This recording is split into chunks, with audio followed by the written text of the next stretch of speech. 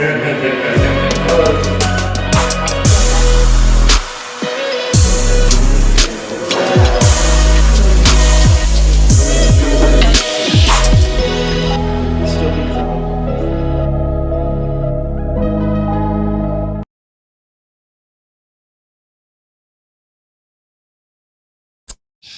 everybody. Welcome to perFORM Music Incubator Podcast. perFORM Music Incubator is an artistic development and music business development incubator. At perFORM, we're working to develop the whole music industry. I mean, artists, songwriters, music producers, sound engineers, light engineers, event producers, publicists, managers, the whole ecosystem. We're getting going together. My name is Muthoni Drummer Queen. And today, I'm excited to be hosting a very cool conversation with some of my favorite producers and friends of mine for a long time. Today, I just want us to unpack first what is even a producer and what qualifies you to be a producer. And then how do you have that distinct identity? How do you develop that? How do you build that? How do you help an artist like myself and many others who walks to you to become the best version of me without compromising who you are, you know? And how do you actually make money as a producer? There's lots of insights, so I want to get straight into it. I want to introduce my wonderful panelists. My friend for a long time, big boss man, Mr. Blinky Bill. Ajad. Mr. Blinky Bill is a producer and an artist.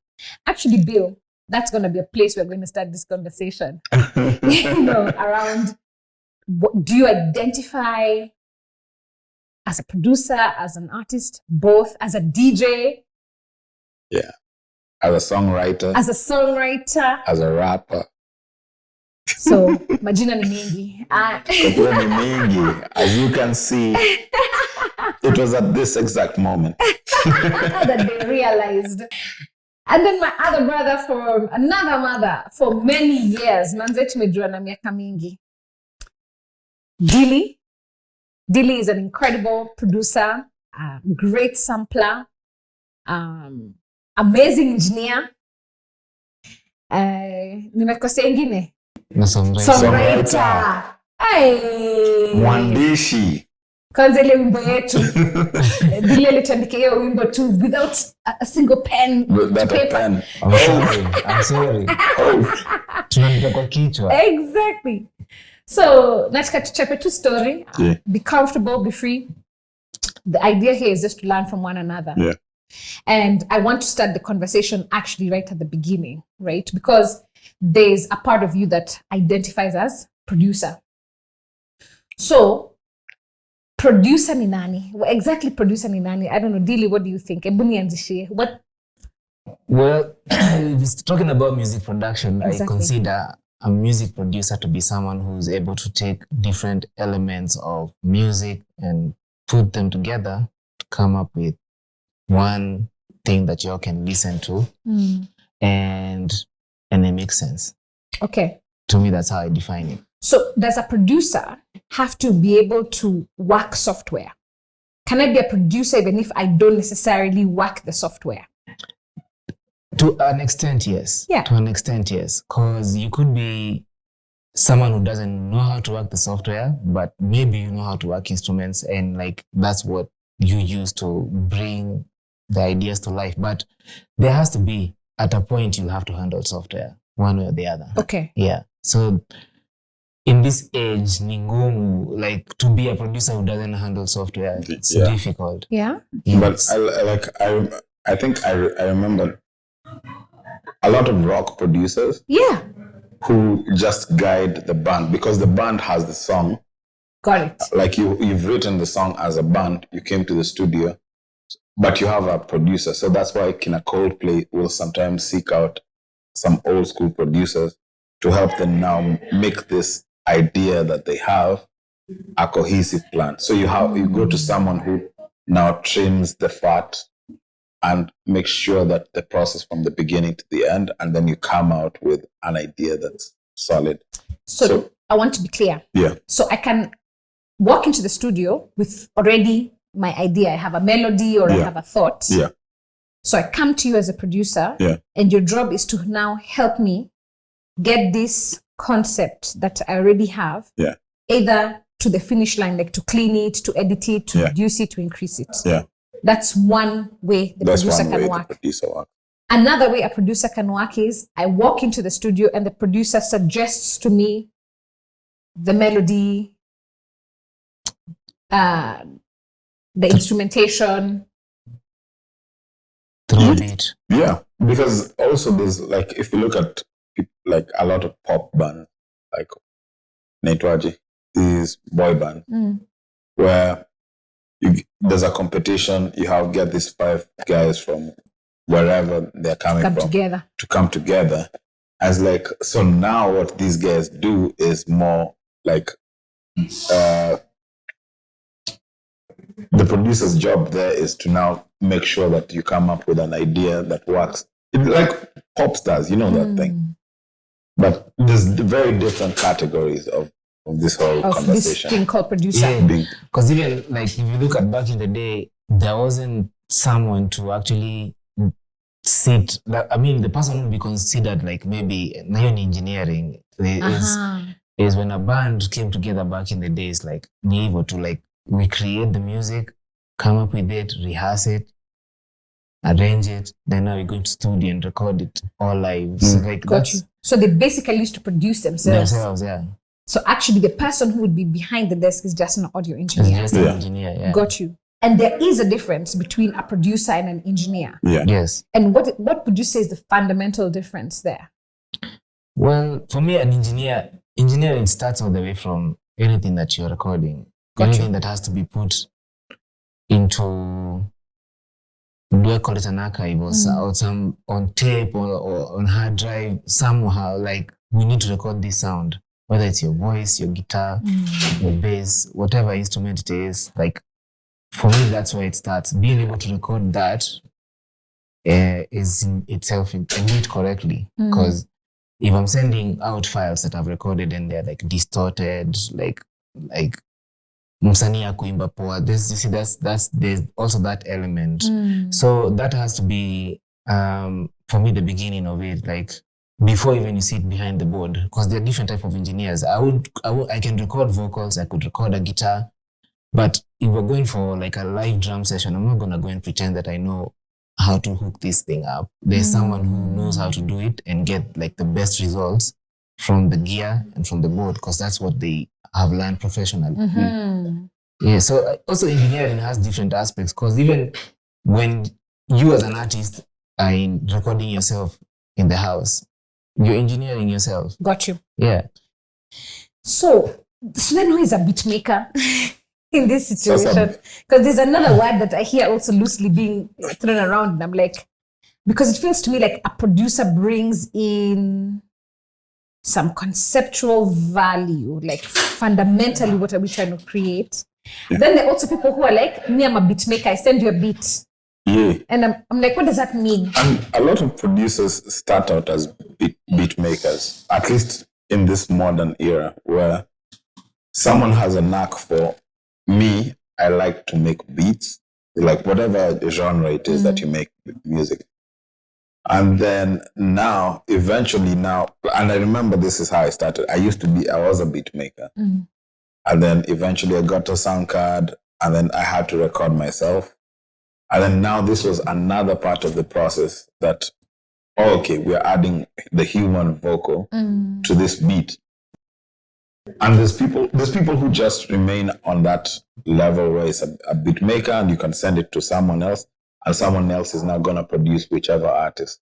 So I know a lot of hip hop acts do this, where you're a big rapper, but you're like looking for that new sound on the streets. So there's someone who's fresh and has a new take on production, who's a beat maker, who sends you a beat, but he probably will not oversee the whole thing till the end. You just got a dope beat, and then you're going to jump on it and write to it. But there's someone who, the producer, is now going to make this thing become a producer or an engineer? Well, there's that aspect as well. There's another aspect of it. It's maybe There's some levels to this. if you come to the studio with your beat, and as a beat maker, as an artist, As an artist. So I came with a beat that I that bought you off bought somewhere. Yeah. As I'm recording you, there's also the aspect of I can't just let you record something that, like, if I feel like you don't have the energy, or you could have said something better, or you could have used this melody or did this harmony, even though it's not my beat, but maybe I'm doing those additions. See, that's a whole, you're basically producing vocals. You're a vocal producer. So there are people who just specialize in that, and like they'll record Rihanna when it comes to getting her emotion right. This one you need to sing in falsetto. This one you need to belch out. Here we need some harmonies over there. So like them, they're just producing vocals and making sure that the emotion and the vibe comes through for the beat that you've come with. So that person has done more than engineered the session. Yes. So engineering the session is technically recording the session. And getting levels. The thing, levels, the right mic, the right levels. like even the right mix on my ear, the right mix on the board. Exactly. That's generally engineering. Yes. When it moves away from the technical, when you start to bring in like concept ideas, like melodic arrangements, adding instrumentation, so now you're in the territory of production. Definitely. Got it. Okay. Yes. We are together. Are we together? So now you have discovered yourself. You have self-actualized as a producer. Because you've been making beats, you've been testing things, you're able to deliver concepts, ideas. So my question is, as a producer, do you have a unique ID? Blinky, you wanna start? I think for me, like I eventually got to a point. When I was starting out, I wanted to sound like so and so, so and so and so and so. And then eventually, the more you do it, the more you realize that you have your own ideas that you want to channel. And also, like for someone like me who really loves a lot of different genres, like there's tracks that are produced that are jazz records, but they have it's almost like a Blinky sound, where it's like, I always say I don't have a style, I have a groove. So the song will have a certain groove. And when you hear that groove, if you've been listening to a lot of the stuff I've done, you'll know that's me. And same with Dillie, same with a lot of our favorite producers have that thing where utaisikia and say, this beat sounds like so and so. And then you look at the credits and it is that person. So it usually comes from you developing your own ideas. This is where this unique comes. So for me, it was more of just shedding. I had to shed off my influences and not like get rid of them completely, but also allow myself and my ideas to now eventually shine through, take center stage. Yeah. And so like even sometimes I'll meet someone like, oh, that beat of you inspired me to, this sounds like a Blinky beat. I was like, sometimes I listen to it, I can see what you're talking about. And sometimes I can hear it and like, I don't know what you're talking about. For me, identity has been a thing of like Blinky says, we all get influenced by certain genres of music, people like we like. So for me, it's always been, how can I give that thing my touch?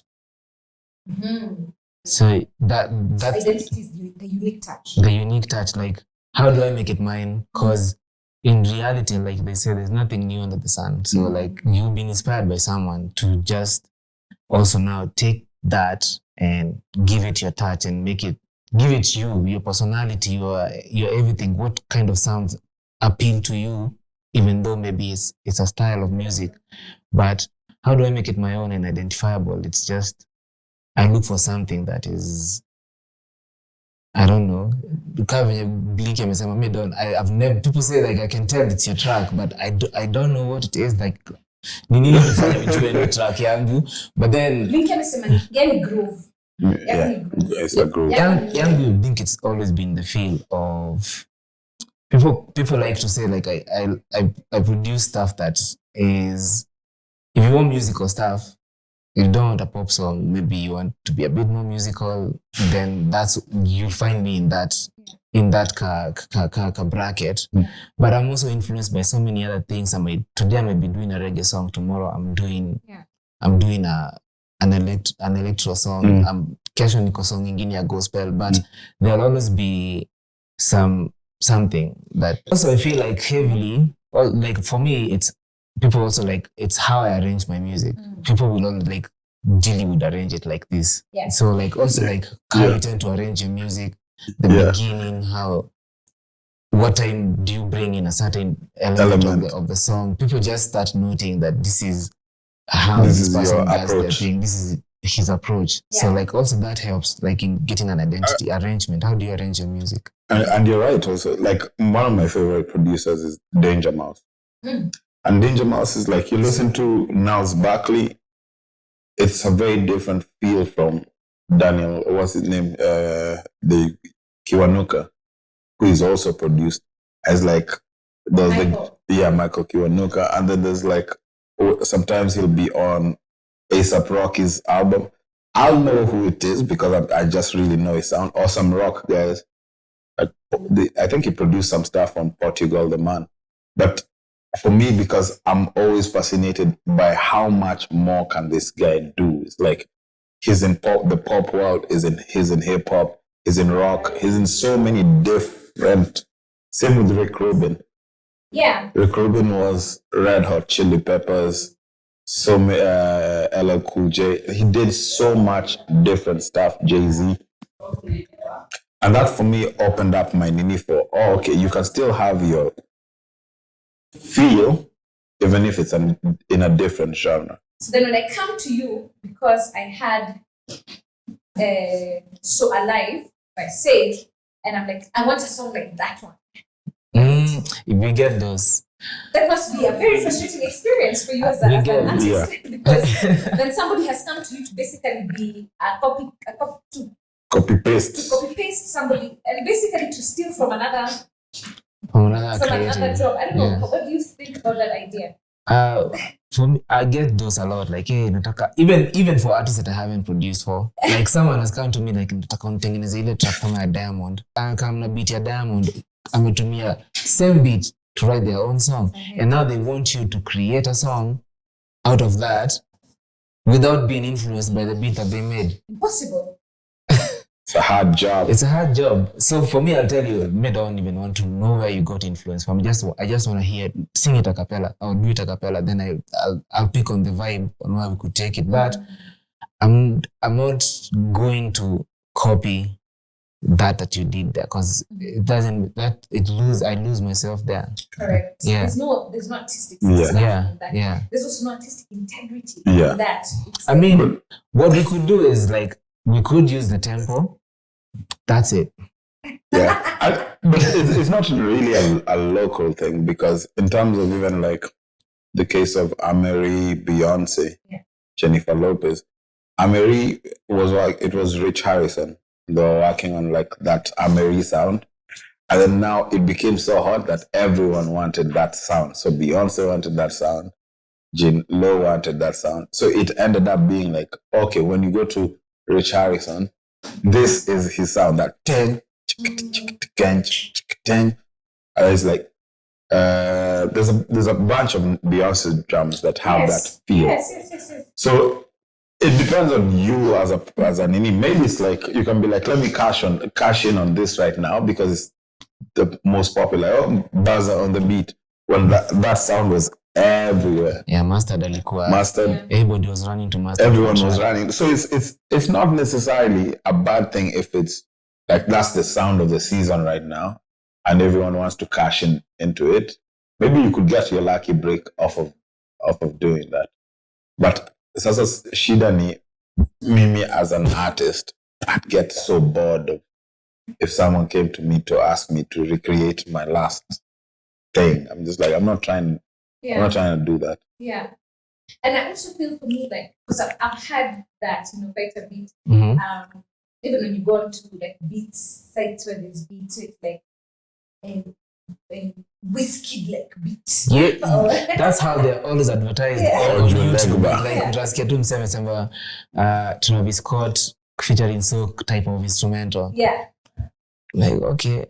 So then for me, the question there has always been, is it because I am, it's I don't expect an answer this open-ended. It just seems to me like that kind of, it helps you to, because there's something you're admiring about that sound, but it immediately limits you if you're trying to make a thing that already exists. That's one of the things that we are battling with as an industry, is like we're always competing.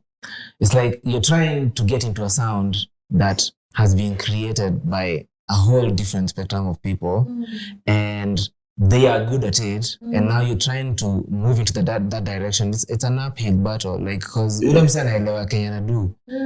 That's what that's their sound, that's their thing. They might have been inspired by another genre, but they just came up with that thing, and then now everybody's on it. But if you're not the originator, then you're fighting, like it's uphill. Got you. Yeah. I want to ask to move the conversation a little bit. Now, I've come to the studio. First, I came and told you I want a Calligraph Jones like beats. Then you told me, nah, that's what we're doing here. That's not what we do here. So how can a producer help an artist be their best self? Actually, it's cool because we're two producers, but our approach is different. I mostly produce for myself.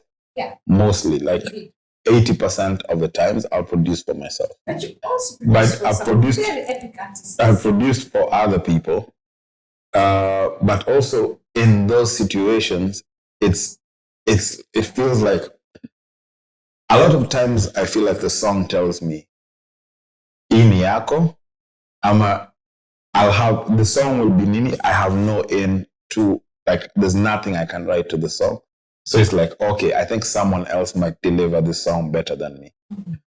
And sometimes someone will come to me and I'll say, I think Dillie might be the best person for this because it's like he has more experience dealing with like someone who wants,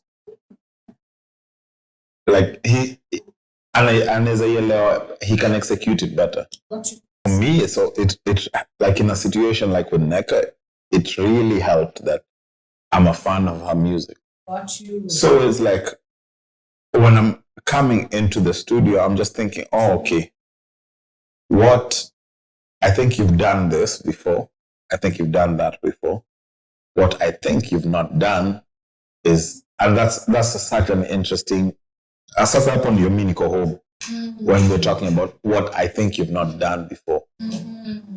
I'm not, like, it's very hard. And I think a lot of people who seek out my production are looking for that. It's like, maybe you could push me somewhere where I've not gone before. Because as an artist myself, I'm always like, if I wanted to, I would have made 1,000, another attention or another hahe or another.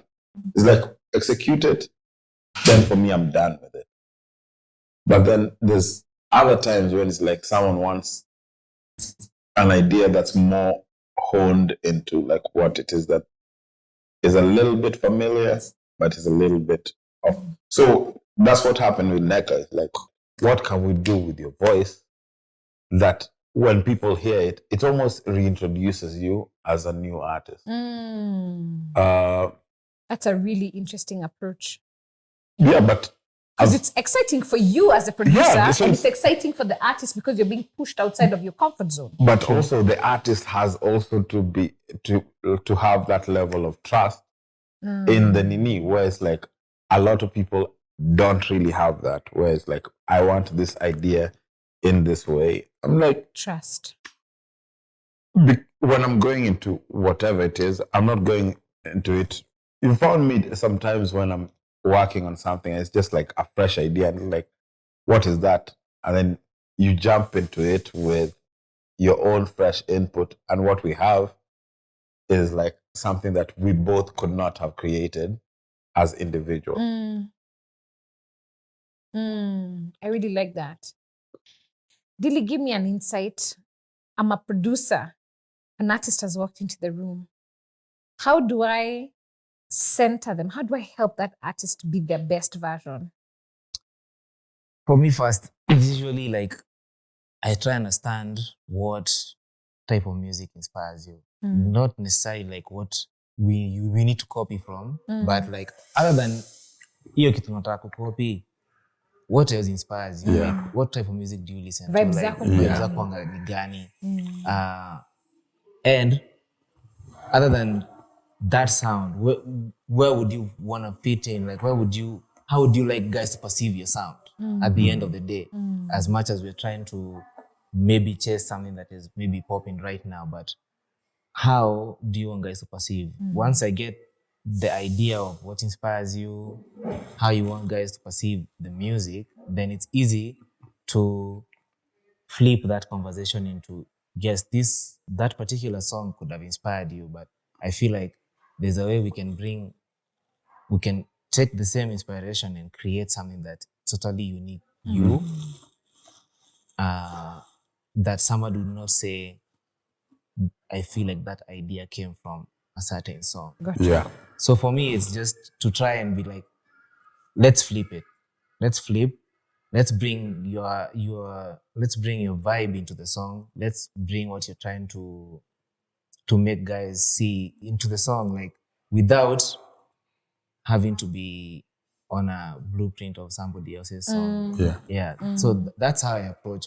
But also, as you say, there are people who also come to you with ideas that are already mapped out. Like many times, Sage came to me with a song that she's already played on the piano. And for me, always the artist idea is important. Like, exactly. It's important and I have to feel it. Yeah. That's the number two thing. I have to feel it. Like you could sing for me a hook and I'll be like, I don't feel inspired to make a beat for that hook.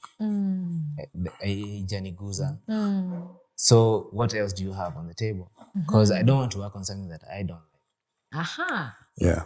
So that's a major key. That's That a just major because the artist is in the room and maybe they have a big name, Yes. it doesn't mean that you have to vibe with them. No. Like, And if you're not inspired by that thing, there's no way that will then now help that artist get to the potential of that song, because Ajakuguza. Janiguza. It's the same way. Like also, if I don't feel you as a singer or as a rapper, especially for singers. For me, singers is where like hapo hivyo lazima nikuwe in particular sana, because if you sing in a way that is not inspiring me, then even working on that project, ni kujiforce. I'm forcing myself to be in that session, record your vocals, and then I still have to be the same person to sit down and mix it. Like, nafungua, nasikia hivi kidogo, nasema, funga project. Ileti shangwe. So what's happening? Tunazungushana juu ya mix. Yeah. And master, like, so that's my approach for me. Like, I have to like it first. It has to inspire me. Then from there we move. Let's make it you. Got you. Yeah. Yeah. And I guess coming from that point, it really makes me think about this trap of creative work, inspiring work, fulfilling work versus make money. Make more. So what do I mean? An artist has come into the studio. For real, you didn't feel a connection with any of the artistic ideas, but the artist is willing to pay for studio time and your engineering services. Do you just take the L and just like make the money and keep it moving? Actually, Are there moments when, making the money is higher than the artistic integrity? For this and so many more insights, I encourage you to stay with us on today's amazing episode.